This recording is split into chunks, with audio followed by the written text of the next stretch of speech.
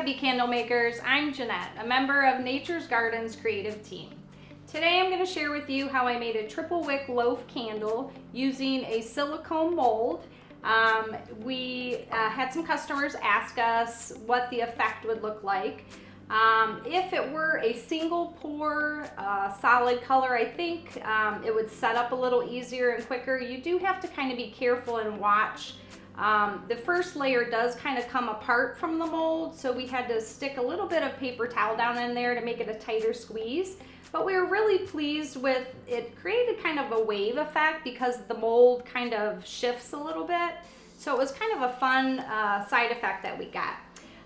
Also, I used piping tips. So we're going to share with you how to pipe using a Russian flower tip and then just a round tip to make the pearls. So we did peonies and pearls, and that's actually what our new fragrance is that we're launching, is Suede and Peony. So I hope you enjoy our recipe. Let's whip it up.